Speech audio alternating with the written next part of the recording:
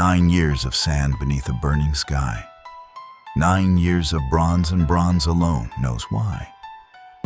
The walls of Troy still stand through fire and haze, a city built to last 1,000 days. The Greeks grow sick on this forsaken shore, 100,000 men who dream of more. They die from arrows, fever, and from shame. One woman's flight, and Troy became their chain. But one man sits alone among the crowd, his thoughts too heavy and his silence loud. He cleans his blade with slow and practiced care, a king who breathes but is no longer there. He wants no glory carved in stone or song. He's wanted home for 9 years, far too long. A son he's never held, a wife who waits, a hearth in Ithaca behind stone gates. He rose and walked where only waves could speak, where no man's eyes could find a king grown weak. The camp fell back, the noise dissolved to air, and Troy meant nothing standing empty there. The air split open 5 steps from his feet. A spark became a sun of blinding heat. The sand rained fire, the light spun fast and wide, a burning ring torn from the other side. He leapt back hard and drew his bronze with speed, a warrior born for moments, born of need. No god or beast had ever seen him break. He stood his ground for Ithaca's sweet sake. I stepped out from the portal, hands deep in my coat, just passing through the multiverse. Don't clear your throat, I clocked the bronze sword. Classic, love the vibe, but buddy, without help, you simply won't survive. You're Odysseus, right? The king of clever moves, the man who thinks in 7 different grooves. My AI ran the numbers on your route ahead. Another year on this beach, then a decade of dread. So here's the deal. No contract, nothing signed. One genius spotting one genius left behind. A tablet, solar panel, neon screen that glows. My man Jarvis speaks your tongue and everything he knows. 9 years I've held this sword through blood and flame.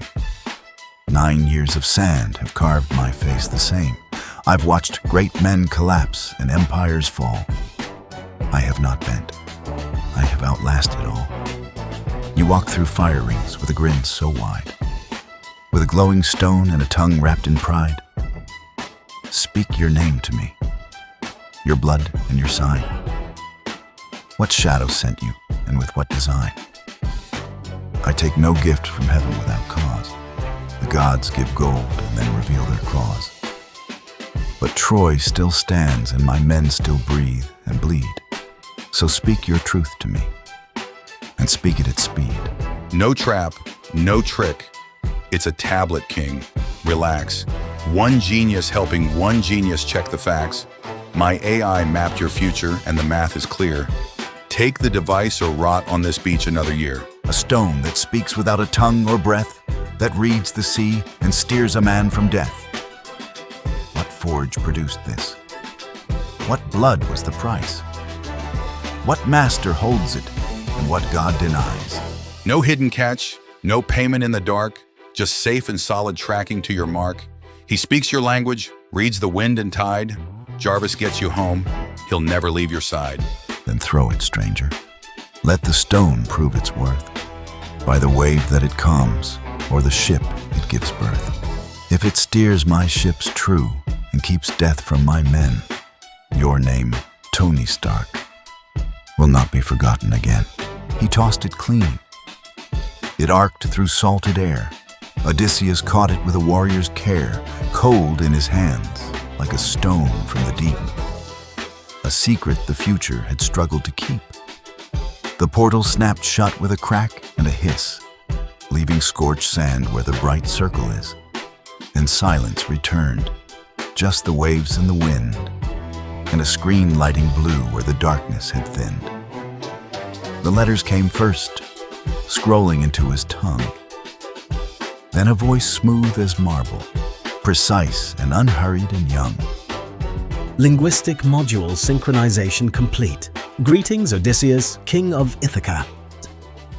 I am J.A.R.V.I.S, virtual assistant.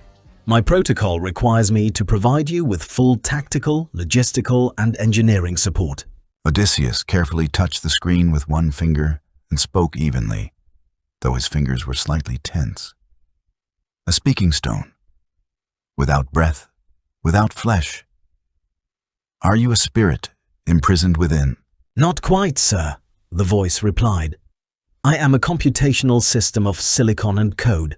If it is more comfortable for you, you may think of me as an oracle that operates exclusively on pure logic and facts. How may I assist you right now? Odysseus looked toward the walls of Troy, and a hard, predatory smile appeared on his face. Since you are an oracle, tell me how to burn this cursed city and bring my people home.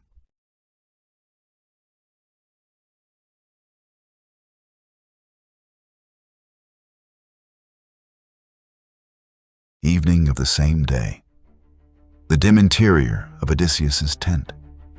A single oil lamp burned, its soot rising toward the leather ceiling. The king sat at a table before the tablet, its screen glowing with a detailed diagram of Troy's walls.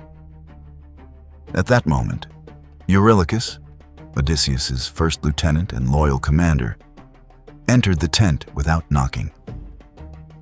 A large, battle-hardened veteran covered in scars, he stopped dead in his tracks, staring in wild amazement at the glowing diagram. Odysseus!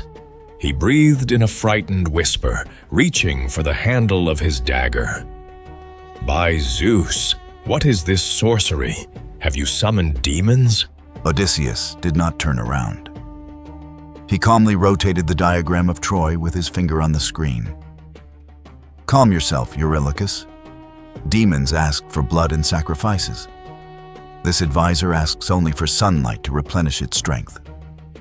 Sit down. Look here. Eurylochus cautiously approached and sat on the edge of a wooden stool, unable to take his frightened eyes off the tablet. What is this diagram? It looks like the Scaean Gate, but why is it transparent? Because I conducted a structural and seismic analysis of the masonry, respected Eurylochus, the tablet replied in Jarvis's voice. The wall thickness is 4.5 meters. Composition, limestone with a high calcite content. A standard battering ram would take approximately 42 days to breach it under continuous operation. By then, archers from the walls would have destroyed you. Probability of success in a frontal assault, 4.7%. Eurylochus jumped to his feet, stepping back in alarm. It speaks. Odysseus, this thing insults the gods. How does it know about these walls? Odysseus calmly gestured him back down. The oracle is right, Eurylochus. We have been beating our heads against stone for 9 years. Troy cannot be taken by force, so we take it through their own faith. J.A.R.V.I.S, show him what we calculated. The diagram of Troy's walls on the screen gave way to a detailed blueprint of an enormous wooden horse. The image clearly showed internal partitions, hidden hatches, and structural joints. My analysis of Trojan cultural patterns indicates, J.A.R.V.I.S continued, that their religious reverence for horses as symbols of Poseidon borders on fanaticism. If we leave a construction of the correct geometric form at the gates, there is a 93% probability they will haul it inside the city as an offering. Eurylochus squinted at the blueprint, and the engineer's mind of the veteran overcame his fear. Wait, but if it is built from ship planks, as we planned before, the thing will collapse under its own weight when we try to move it. Look at the belly. It will sag under the weight of the warriors. Absolutely correct, sir, J.A.R.V.I.S replied. Your original design lacked structural ribs. I have recalculated the load distribution. If cypress is used for the outer frame and Lebanese cedar for load-bearing beams at a 45-degree angle, the structure will support the weight of 30 adult men in full armor. And the timber for this is readily available. Your ships. Odysseus pointed to the hidden compartment in the horse's belly. What about the air, J.A.R.V.I.S? You said the men could suffocate before nightfall. Yes. In full airtight conditions, 30 warriors will exhaust the oxygen in 2 hours. I have added hidden ventilation channels to the design, located in the area of the nostrils at the groin of the horse. They are invisible from the outside, but will provide an airflow of 14 cubic meters per hour. The main thing, make sure Achilles doesn't cough. Eurylochus looked from Odysseus to the tablet. A predatory, anticipatory smile slowly spread across his face. By all the gods of the underworld, this is madness. Pure, calculated madness. Agamemnon will never understand the numbers, but he'll agree once he sees us begin construction. Odysseus, where did you get this oracle? Odysseus picked up the tablet, dimmed the screen with a touch, and stood. A gift from a colleague, Eurylochus, from a very distant kingdom. Go, gather the carpenters. We have little time. The horse must look as though it was built by frightened men, not by gods of geometry. Troy fell in a single night. The Greeks silently emerged from the horse. The gates were thrown open, and the great city that had held for 10 years was burned in a matter of hours. Odysseus loaded his men onto 12 triremes and set course for Ithaca. But the Aegean Sea met them with an ominous nighttime landscape. The sky was instantly blanketed by unnaturally black storm clouds. A storm of monstrous force began. Waves rose higher than the masts. Salt water crashed with a roar over the deck of the flagship trireme. Sailors clung to ropes in panic as the wind tore the sails apart with a crack. Odysseus stood at the stern oar beside a young helmsman named Bathocles. The king pressed the tablet firmly against his chest with his left hand, shielding it from the spray. The screen blazed brightly in the darkness, showing a radar grid with pulsing green and red reef zones. "King!" Bathocles shouted over the roar of the wind, tears in his eyes. "We're finished! We're being driven straight onto the rocks. There's nothing to see in the dark." Odysseus grabbed him hard by the shoulder and shook him. "Hold the oar, boy. Watch me and listen to my voice." Warning, came Jarvis's voice from the tablet, cutting through the howl of the storm. Acoustic sonar detects a ridge of submerged reefs ahead. Distance, 280 meters. Directly ahead, a stone spike that will split the keel in 2 minutes. Bathocles, no panic. Odysseus, relay the tactical coordinates. Odysseus peered at the screen, where the ship's trajectory was shown as a thin neon line threading between red points. "Bathocles, push hard on the left oar. Now, a cubit and a half to port, this instant." "But there's an abyss that way, King," Bathocles shouted, pulling the oar with all his strength, while Odysseus threw his full weight into helping, feet braced against the deck. "There's a whirlpool!" "Turn, I tell you." A bolt of lightning lit up the sea floor. An enormous sharp reef passed literally 30 centimeters from the wooden hull of the trireme, barely missing the oars. The ship lurched, but miraculously cleared the danger.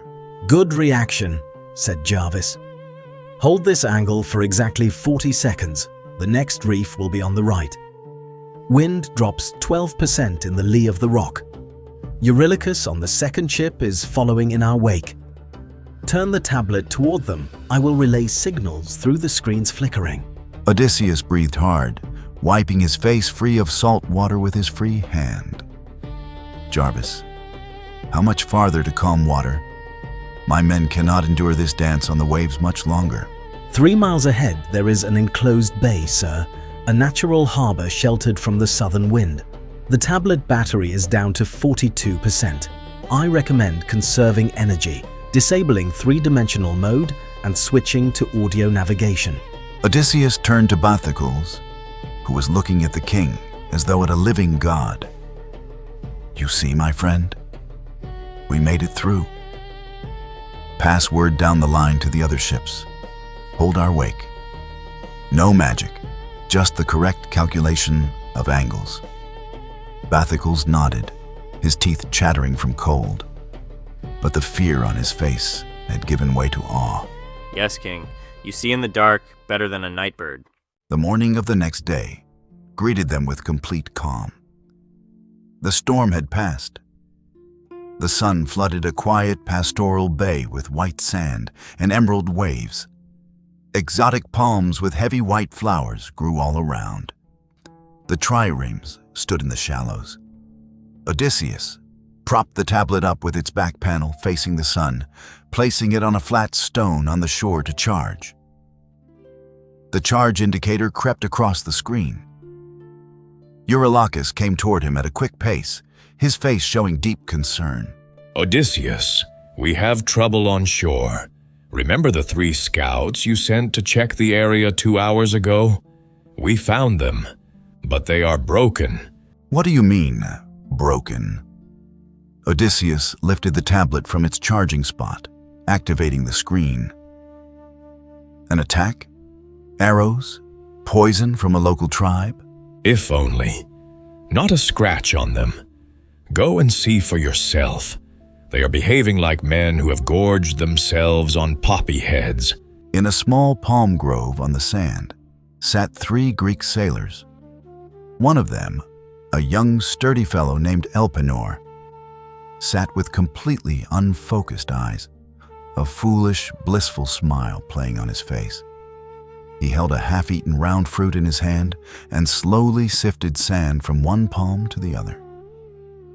Local inhabitants in light clothing sat nearby, smiling warmly at the Greeks. Odysseus approached, bent down to Elpenor, and shook him hard by the shoulder. Elpenor, on your feet. Report what you found on the island. Where is fresh water? The sailor looked through Odysseus. His voice was sluggish and drawn out. King, what water? Why water? Look at the sun. It's warm. And Ithaca. Why do we need Ithaca? Stones there, debts, old age. Here there's nothing you need to do. Just be here, Odysseus. Try the fruit. It's sweet, like a mother's kiss. Eurylochus spat angrily on the sand. I wanted to thrash him with a strap, but he doesn't even react to threats. They've completely lost all shame and fear. What is this, Odysseus? Odysseus raised the tablet, pointing the camera at the fruit in Elpenor's hand and at the white flowers on the trees. JARVIS, tell us what is in this food.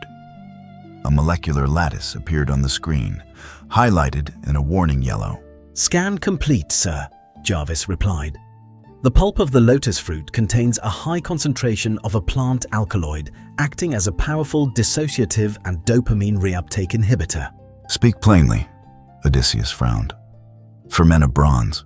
Simply put, this fruit deceives the mind. It causes the brain to produce the hormone of happiness in enormous quantities without any cause. A person feels they have already achieved every goal of their life. Long-term memory and motivation are completely switched off. They are not traitors, Odysseus. Their biological system has simply overwritten the concept of home. For them, Ithaca no longer exists on a chemical level. Eurylochus backed away from the tree branches in alarm. So, if the whole crew tries these fruits, the fleet will rot here forever? Yes, Eurylochus. Odysseus nodded. Without battle, without a single drop of blood, we simply vanish as warriors, turned into well-fed swine on this beach. JARVIS, is there an antidote? Forcible evacuation will cause severe withdrawal syndrome and panic, sir. However, nature is logical. Within 50 meters, I detect bushes of wild mountain ginger and roots of local wormwood. Their extract contains powerful analeptics and antagonists to the relevant receptors. If their roots are boiled in seawater in the correct proportion, we will obtain a powerful detoxicant. Boiling time? 30 minutes. Odysseus turned to Eurylochus, and his voice became hard and commanding once more. You heard the oracle? Take 4 reliable men, noses stopped up. Pull those roots with the red leaves and the wormwood. Build a fire right here. We are going to brew a medicinal draught for our contented fools. And if they refuse to drink, King? pinch their noses, and pour it in by force. Greek fires on the beach. Eurylochus ladling a dark, bubbling liquid into cups, sailors having the draft poured down their throats. Elpenor suddenly widens his eyes wildly, begins to breathe in convulsions and cough. The blissful smile vanishes instantly, replaced by a grimace of dawning awareness and deep shame. He looks at Odysseus with a sober, frightened gaze and falls to his knees, his voice trembling. King, forgive me. I forgot the faces of my family. I forgot my home. What happened to me? Odysseus laid a heavy hand on his shoulder and helped him up from his knees. That was weakness, Elpenor. Run to the ship, grab an oar, and sweat this foolishness out of your body through hard work. The sun was beginning to sink toward the horizon, staining the sea in crimson tones. The Greek ships were pulling quickly away from shore. The island's inhabitants watched them go calmly, continuing to chew their fruit. Odysseus stood at the stern, watching the screen of the tablet where Jarvis was updating the route map. Crew system detoxification 100% complete, Jarvis reported. We lost half a day, sir, but preserved command structure. The next waypoint, according to the ancient charts, is an archipelago that local sailors call the Land of Giants. I recommend heightened caution. Odysseus gazed quietly at the shore disappearing into the evening mist. We have only just begun this journey, Jarvis. But now at least I know that my mind has a reliable shield. We hold course north. Odysseus's fleet held its course north, leaving behind the treacherous sands of the Lotus Eaters. Soon, gloomy cliffs of unknown land rose on the horizon, black with volcanic ash, carved with deep caves. The Greeks landed in search of fresh water and provisions. Odysseus led a party of 12 warriors to a gigantic grotto cut into the cliff face. Inside, the air smelled of raw sheep's milk, dung, and something heavy, the sweet smell of old blood. All around stood wicker vats full of thick cheese and enormous jars of curdled milk. Everything here was made for a creature whose footsteps made the earth tremble. The torches in the Greeks' hands barely held back the dark, the ceiling vanishing high above into black smoke.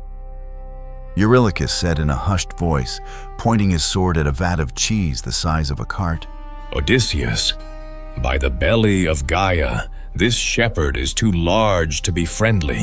Let us take what we can carry and get back to the ships before the owner returns. The king of Ithaca does not steal like a thief in the night, Eurylochus, Odysseus replied, cautiously touching the edge of the vat, his gaze not leaving the tablet beneath his cloak. I want to look the owner of this place in the eye. Sir, Jarvis whispered from beneath the cloak. If you are planning a diplomatic dinner, I am sorry to disappoint.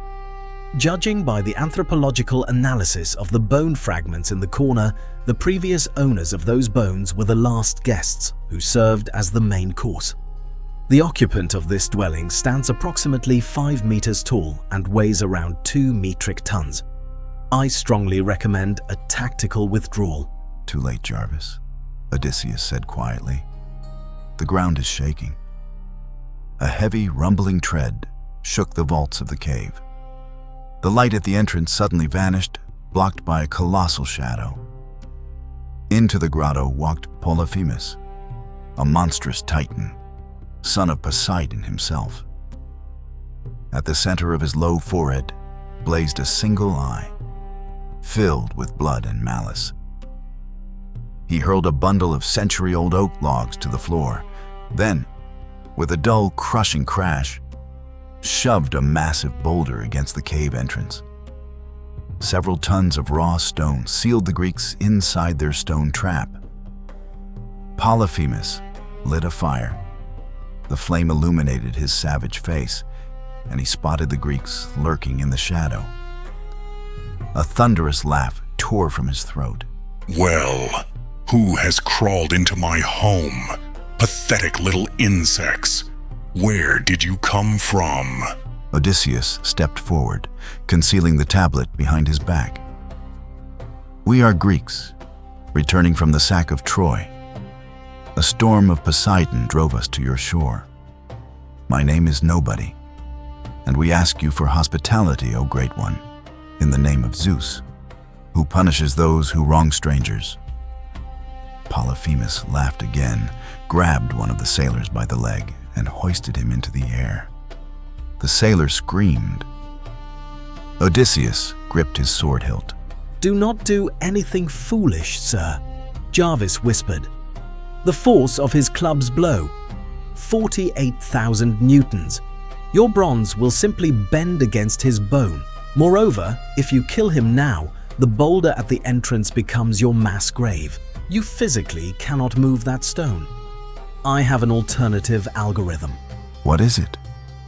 Speak quickly, Odysseus muttered through his teeth. The target has no depth perception due to monocular eye structure. He poorly estimates distance.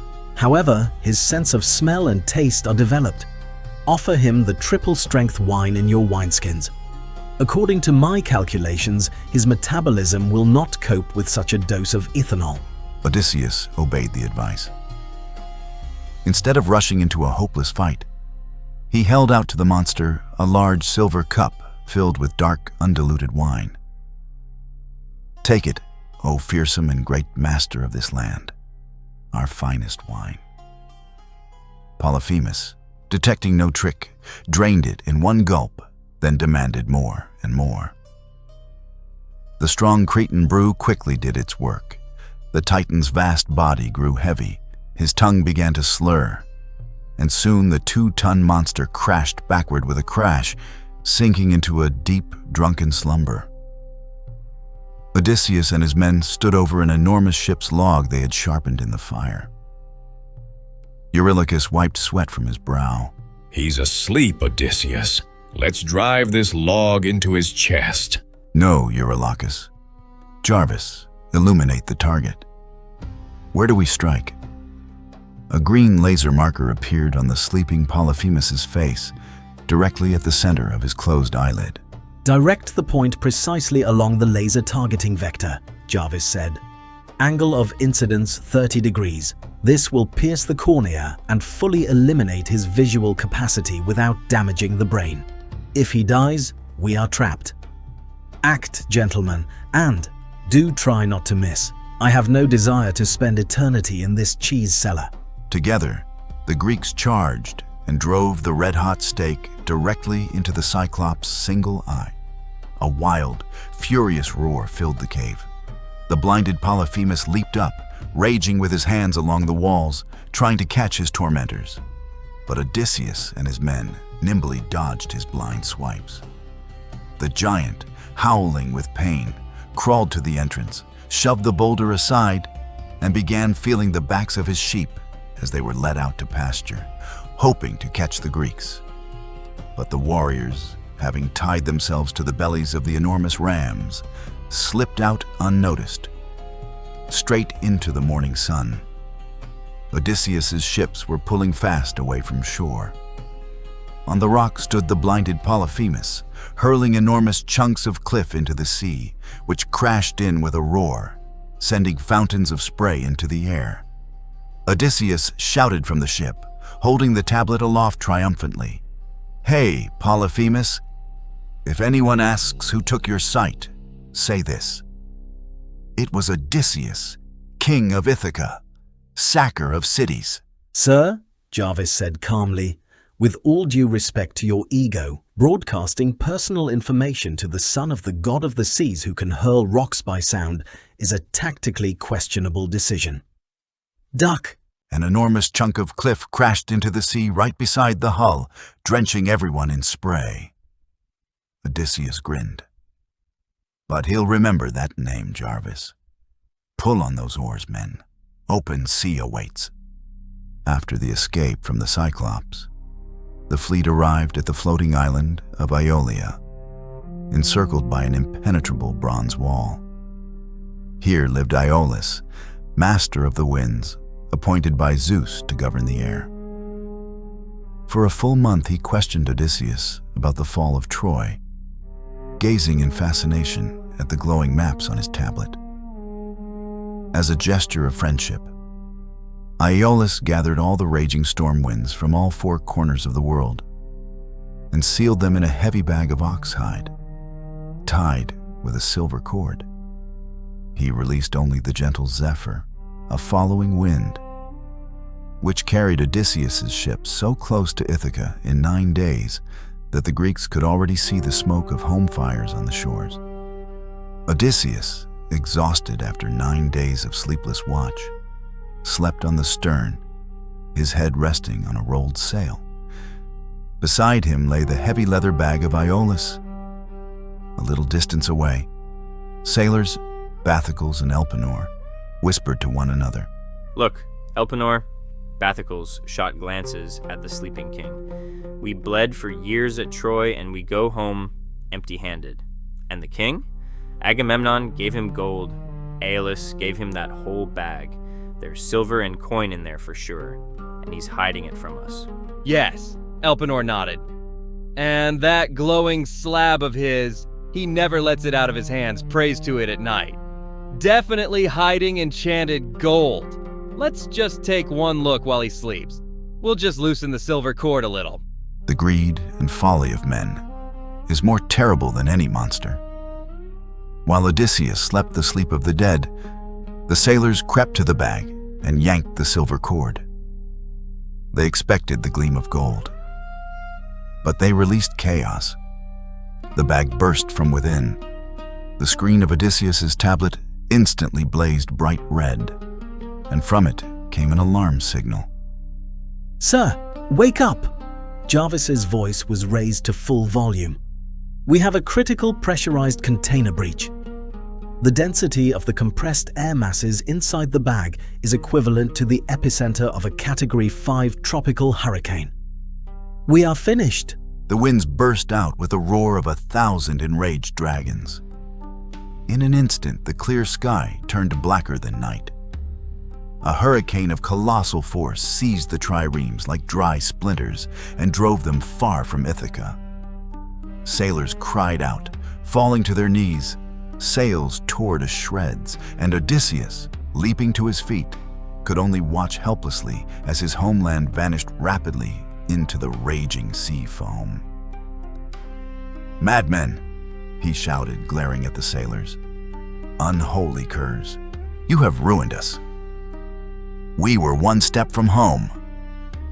Vectors of winds converging in a wild vortex flashed across the screen. Sir, Jarvis said, barometric pressure has dropped below the critical threshold. We are being driven back toward the archipelago of the savages. I am attempting to compensate the heading through calculation of the remaining oars' angles, but against the will of all four elements simultaneously, my processors are powerless. Prepare for a hard landing. The hurricane swept the battered fleet to the distant island of Aiaia. Surrounded by dense, silent forests, in the very center of the island stood a lavish palace of hewn marble. Odysseus sent half his party, led by Eurylochus, to scout. At the palace gates, they were met by wolves and lions, but they did not attack. Instead, they fawned on the warriors like tame dogs, whining pitifully. From the house came the mistress, a beautiful maiden with golden hair, the sorceress Circe. She invited the Greeks inside, seated them at tables laden with fine food, and brought each man a cup of sweet wine mixed with honey. The Greeks, starved from their time at sea, gulped eagerly from their cups. Only Eurylochus, sensing something wrong, remained watching from the shadows at the gate. The faces of the warriors began to distort. They dropped to all fours, their skin roughening and bristling. Circe struck the table with her wand and cried, "Go to the sty to join your companions." Eurylochus fled back to the ships in terror. Gasping with fear, he told Odysseus that the sorceress had turned their best men into swine. Odysseus drew his sword and set off for the palace alone. On the way, he drew out the tablet. Jarvis activated the spectral air analyzer.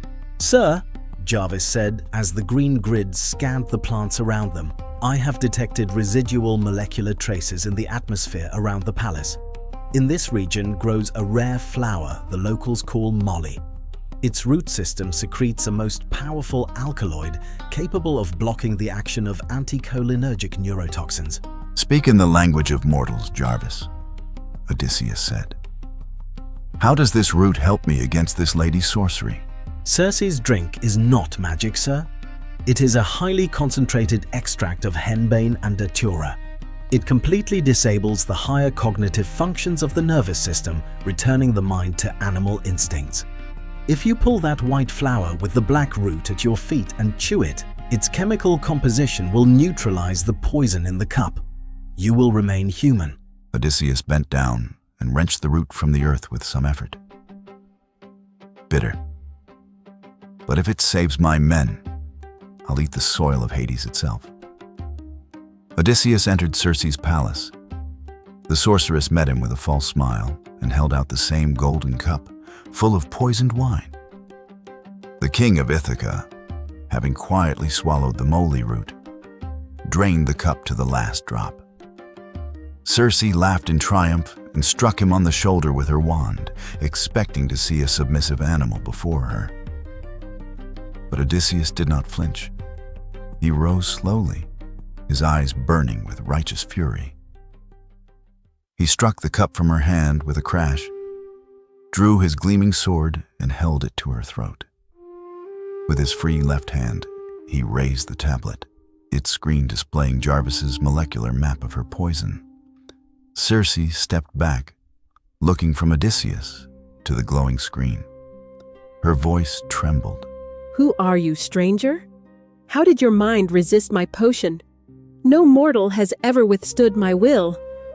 And what is this immortal glass in your hands? Odysseus pressed the blade closer to her throat, his voice ice cold. Your sorcery, woman, has shattered into pieces before the truth of this glowing board. My advisor broke down your magic into simple drops of herb and dirt in 7 seconds. Return my men to their human form, or your head will roll down these marble steps before you can whisper another spell. Jarvis's voice sounded from the speaker in the echoing hall of the palace, steady and magnificent. Respected Circe, your formula has been fully neutralized by analeptics. Your strategic advantage has been annulled. However, I must admit, your knowledge of local toxicology and organic chemistry commands genuine respect. I propose we end this conflict and move on to a mutually beneficial exchange of data. Circe fell to her knees before the king of Ithaca. Understanding that before her stood not merely a warrior, but a man armed with knowledge from worlds unknown, she swallowed her pride. With a wave of her wand, she restored the sailors to their human form, repented, and gave a feast in Odysseus's honor. For several months, the Greeks rested in her palace, healing their wounds, restoring the ships, and filling the holds with provisions. But when the time came to set sail, Circe approached Odysseus. Her face was pale with fear. Your road home lies through nightmares, king. No ship has passed the sirens and the monsters of the strait. To learn the true course, you must do what no living man has dared. You must descend into the kingdom of the dead itself, into misty Hades. Odysseus's ships were drawing away from the island of Aiaia. The sky over the sea was turning gray, death-like. Odysseus stood at the stern, gripping the tablet. You heard that, Jarvis? We must descend into the underworld of souls. Can your instruments light the way to Hades? Sir, my database contains no religious maps of the underworld, Jarvis replied, but my radar systems detect tectonic faults and underground gas concentrations very well. Switching systems to night vision mode. Activating protocol necromancy. Let us go pay a visit to your ancestors. Odysseus's ships entered the misty lands of the Cimmerians, where the radiant sun never reached. The air here was still, heavy, and smelled of old ash. The water beneath the keels of the triremes had turned to a thick black tar, making no sound as the oars struck it.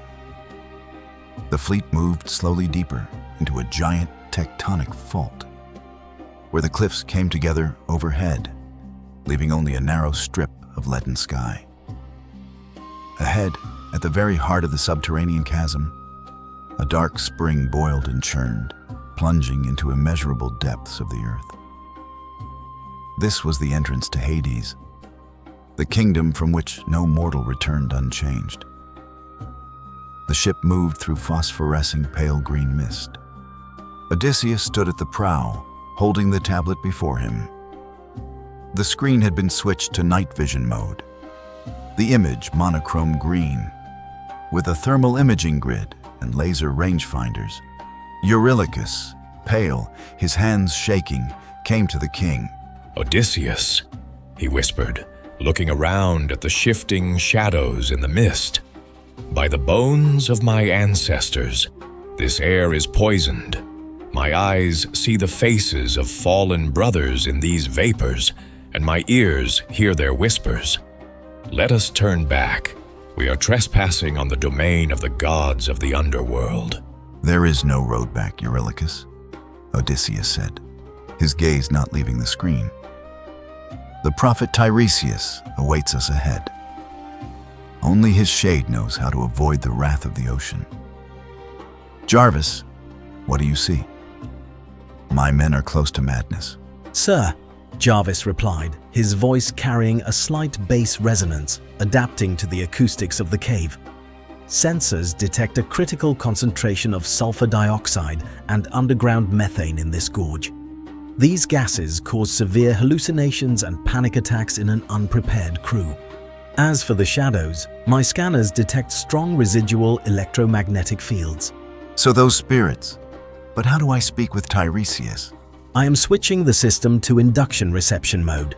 If the prophet's electromagnetic field is sufficiently stable, I can translate its oscillations into a sound signal.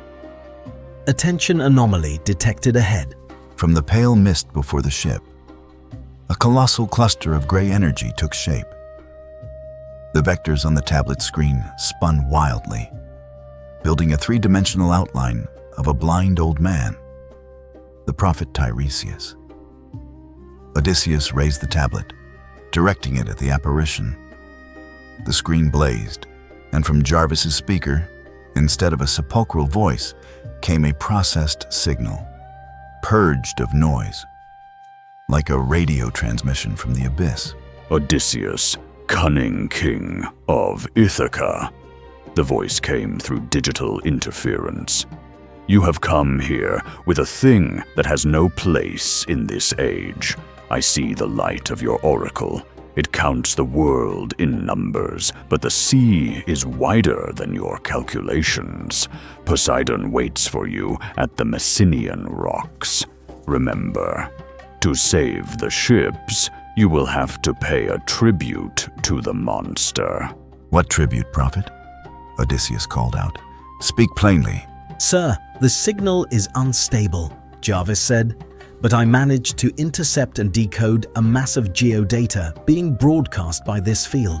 A complete hydrographic map of the Ionian Sea and the current cycles of the Strait of Messina have been loaded into my navigation system. The prophet has disconnected. The electromagnetic field has collapsed. Odysseus lowered the tablet. The mist around them was beginning to clear. The ship was moving toward the light. So the old man gave us a map. "Thank you, Speaking Stone. Eurylochus, raise the sails toward the sun. We have taken from Hades everything we need." Breaking free from the darkness of the underworld, Odysseus's fleet entered a misty, rocky strait of the Tyrrhenian Sea. The water here was calm as a mirror, but it was an ominous silence. Along the strait rose cliffs sharp as dragons' teeth. On the rocks sat the sirens, half women, half birds with pale skin and aeonid eyes the color of the ocean depths. Their mouths opened, and a melody of unnatural, devastating beauty drifted over the waves. This sound penetrated through wood, through shields, striking the very minds of the sailors, compelling them to abandon their oars and steer their ships to certain destruction on the coastal reefs. The sailors' ears were sealed airtight with yellow beeswax. They rowed with furious effort, looking only straight ahead. Odysseus stood at the mast. His ears were open, for he wished to test himself and put the sirens to shame.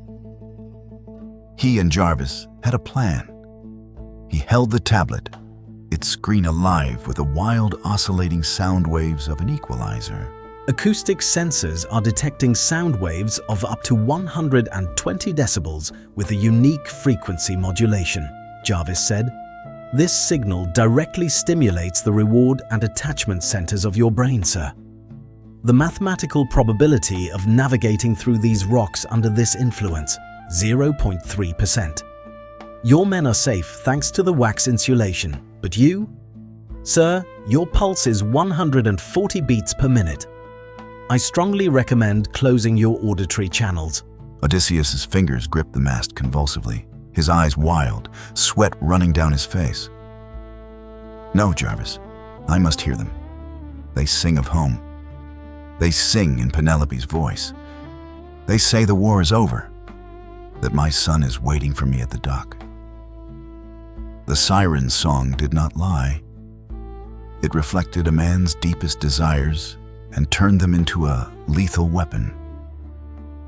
Odysseus felt himself being pulled to leap overboard, to swim toward these beautiful monsters on the rocks. His mind was splitting apart with pain and bliss. But before his eyes was the one anchor of reality, the glossy glass of the tablet. Across half the tablet's screen was spread the topographic depth map of the strait. A bright neon green line of the safe fairway wound between the crimson deadly reef zones. And on the other half of the screen appeared the image J.A.R.V.I.S had generated, the face of Penelope, his son, his home of Ithaca, giving Odysseus the strength not to yield to the siren's song. Gasping, seizing the steering oar from the deaf helmsman Bathicles, Odysseus kept his eyes fixed on the screen. Green line. I am holding to it. A cubit and a half to starboard. Press on those oars. Course correction confirmed, J.A.R.V.I.S said. We are clearing the main reef. The amplitude of the hostile signal is falling. You are doing it, Odysseus. You are the only mortal to defeat this symphony using my talent as a navigator. The ship shot past the rocks at furious speed. The sirens, seeing that their song was powerless before a human will for the first time, flung themselves from the cliffs into the sea foam in frustration. The mist cleared, and the sailors pulled the wax from their ears, alive, unharmed, turning to look back at the quiet water. There was no time to rejoice. Ahead lay the most terrible trial of the entire journey, the narrow Strait of Messina. To the right, the sea churned into a monstrous roaring whirlpool. Charybdis, which 3 times each day opened its enormous maw, sucking in tons of water along with any ships, then belching them back in a torrent of boiling foam. To the left, in a deep, eternally fog-shrouded cave in a sheer cliff, lived Scylla, a 6-headed immortal monster ready to devour any who dared approach. The ship was approaching the narrow throat of the strait.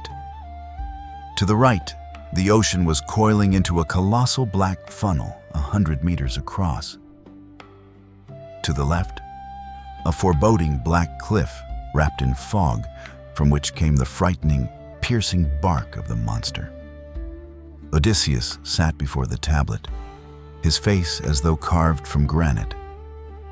On the screen, one trajectory after another was calculated for the ship's passage, and all but one ended in a red critical failure marker. I will be direct, sir, J.A.R.V.I.S said. There is no safe passage. Charybdis operates on a strict meteorological cycle every 8 minutes, with a window of only 40 seconds for safe transit past her vortex. But if we shift to port, we enter Scylla's strike zone.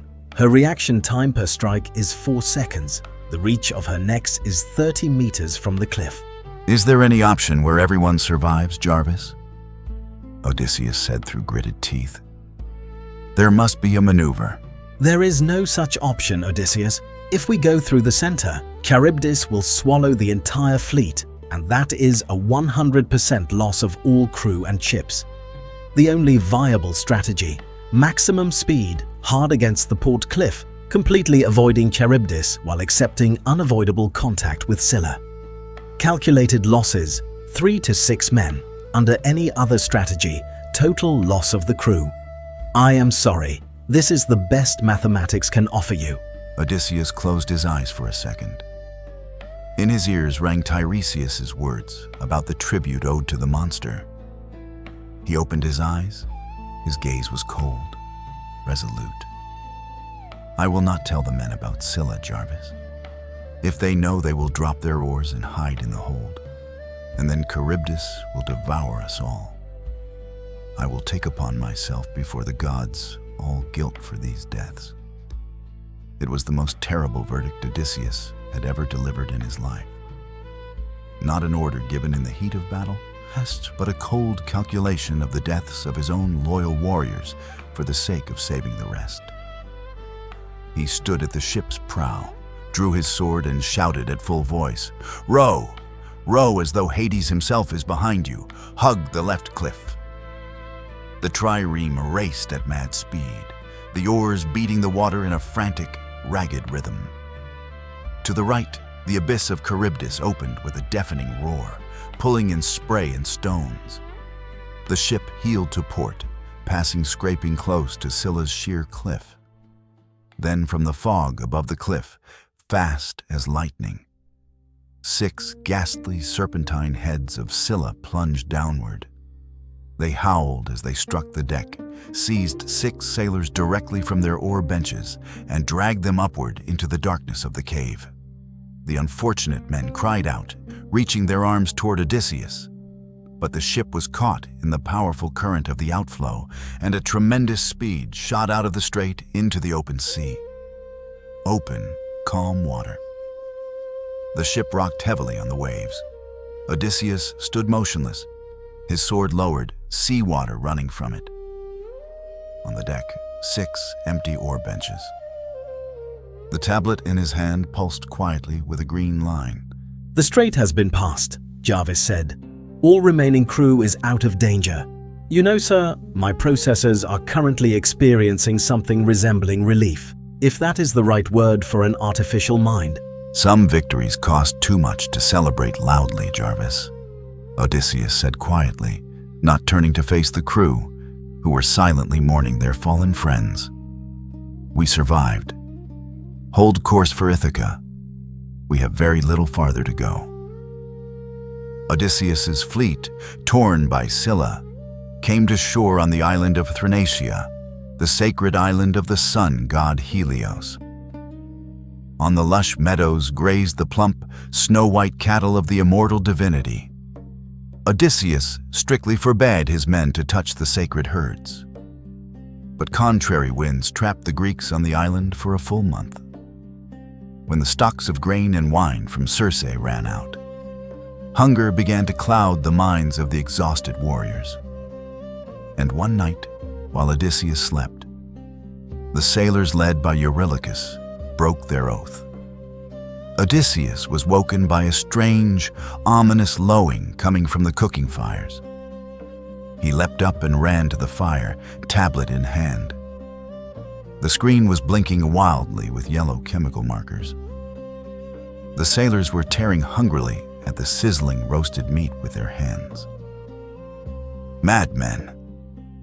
Odysseus stared in horror at the chunks of meat on the spits, which moved unnaturally right on the coals. What have you done? You slaughtered the cattle of Helios. This meat is accursed. It moves right there on the coals. Eurylochus wiped the grease from his beard. His voice was desperate. Better to die by the wrath of gods at sea, king, than to rot alive from hunger on this cursed beach. Our stomachs are empty. Sir, I am obliged to confirm the worst fears, Jarvis said, displaying the spectral tissue analysis on the screen. Biological analysis detects in the muscle tissue of these animals an unknown pathogen causing anomalous muscle spasms even after thermal processing. But that is not the primary problem.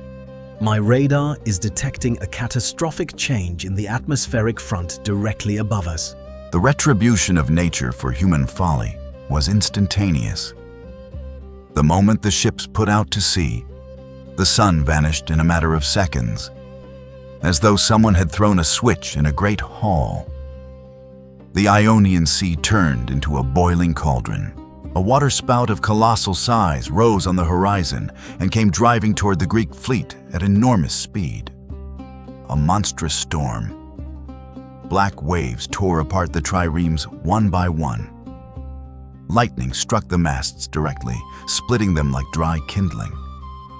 Sailors were swept overboard. Odysseus clung with his last strength to a fragment of the flagship's stern. The tablet screen was soaked with water, but continued to glow. "Jarvis!" he shouted over the roar of the hurricane. "Calculate the heading. Which way to sail? Where is the shore?" This storm formation is meteorologically impossible. Jarvis's voice pushed through digital interference and crackling static. The source is moving in sync with us. This is a targeted strike by the elements, but I have found a gap. Between two zones of maximum pressure, a corridor 4 kilometers wide is opening. It will close in 22 minutes. Sir, the ship is breaking apart. Immediately tie yourself to the central keel. It will act as a float. This is your only chance. Odysseus obeyed the AI's command 1 second before a colossal 100-meter wave crashed down on his trireme and tore it apart. His entire fleet, all his loyal men who had come through Troy, the Lotus Eaters, and Scylla, perished in that abyss. One man survived. Tied to a heavy wooden keel, Odysseus was carried across the raging sea for 9 days until the waves cast him, half dead and exhausted, onto a rocky shore. Ithaca was just 47 kilometers away. The king returned to his homeland as a destitute stranger, without an army and without ships. While he had spent 12 years fighting at Troy and wandering the seas, another war had been fought in his home. A quiet one. A vile one, without swords. 50 noble and insolent suitors from neighboring islands had seized his palace. They had declared Odysseus dead, plundered his stores, slaughtered his livestock, and by force demanded the hand of his faithful wife Penelope, threatening to kill his now-grown son Telemachus. For 3 years, Penelope had delayed them. She promised to choose a husband once she finished weaving a funeral shroud for the old man Laertes. But each night, she secretly unraveled what she had woven. But the handmaids betrayed her. The secret came to light, and the suitors delivered a harsh ultimatum. Time had run out. Deep in the night, Odysseus, in a tattered fisherman's cloak, crept through the shadows to the side entrance of the palace. The tablet was tucked beneath his cloak, its screen barely glowing, covered by the king's calloused palm. Odysseus entered the dark, abandoned armory, where amid rusted spears and quivers of arrows, he found his old bow made from the horn of a Cretan mountain goat. The tablet blazed with neon light. Sir, Jarvis whispered in the darkness of the armory, I am detecting a biological object in the corridor on the patrol route. Movement pattern is hesitant, limping on the right leg. With an 89% probability, this is your old palace servant, loyal to you. I recommend intercepting for data collection. Odysseus stepped from the shadows, pressed the servant against the wall, and covered his mouth with his hand. Quiet, "Hush, old man. It is I, your king. Speak softly. How many are there in the hall, and who is ready to raise arms?" The servant fell to his knees, kissing Odysseus's hands through his tears. "Odysseus, my lord, you are alive. There are 50 men in the main hall, feasting, drinking your wine, mocking the queen. 32 of them are armed with short swords. We have almost no loyal men, king. Only 9 servants ready to die for you, but against 50 warriors we are nothing." Odysseus studied the tablet screen, where Jarvis was building a real-time 3-dimensional layout of the banquet hall. 9 loyal men is a whole army, old man, if they are commanded by the right mind. Jarvis, what is the plan? Analysis of the premises complete, sir, Jarvis said. 50 targets in the main hall. Of the 32 armed men, 18 are in a state of moderate to heavy alcohol intoxication. Their coordination and reaction times are reduced by 40%. Note the architecture. Above the hall, there is a balcony with solid stone railings 3.5 meters high. Access to it from below is only through a special door which locks from the inside. From there, 100% of the hall is in range. Odysseus gripped his great horn bow. The balcony. That is a fine position for hunting. But how do I get the men to stay in place and bring the bow and arrows onto the balcony? Biometric analysis of your hand confirmed, Jarvis said. Abnormally high cortical bone density in the left radius, your unique genetic trait, giving an ideal twisting angle when drawing this bowstring. No one in the hall is physically capable of replicating this movement. The plan is as follows, sir. The servant goes to Penelope right now. She comes before the suitors and announces a contest. Whoever can string Odysseus's bow gets her hand and the throne. While they are occupied with the bow, you enter the hall in your current clothing. No one will recognize you. You conceal the quiver of arrows beneath your cloak. You ask to take part in the contest, and with the bow in hand, you make your way to the balcony, lock the stair door from the inside. 9 of your servants simultaneously lock all the oak doors of the hall from the outside with heavy bolts on your signal. What follows is pure ballistics. Penelope came before the flushed and wine-heated suitors. Her face was pale but regal. She placed her husband's great bow on the central table, announced the terms of the contest, and left the hall. The suitors burst out laughing, nudging one another. They saw before them only old wood and horn. They did not know the crucial fact. This bow cannot be strung by an ordinary man. One by one, the suitors attempted to string the bowstring. The veins stood out on their necks. Their faces turned red. But the stiff horn bow would not even bend. The 1st, the 10th, the 20th. The laughter in the hall had long since faded into an angry muttering. Not one man could even hook the string onto the bone notch. Meanwhile, Odysseus entered the hall in an old torn cloak with a hood over his head. He had the look of an old vagrant. He walked up to the next man, puffing over the bows, and gestured that he wanted a turn. The hall erupted in laughter, and for the sake of yet more amusement, the failed contestant tossed the bow to Odysseus. At a steady pace, Odysseus walked toward the door, leading to the balcony, not saying a word, barely restraining his fury at these arrogant and uninvited occupants of his palace.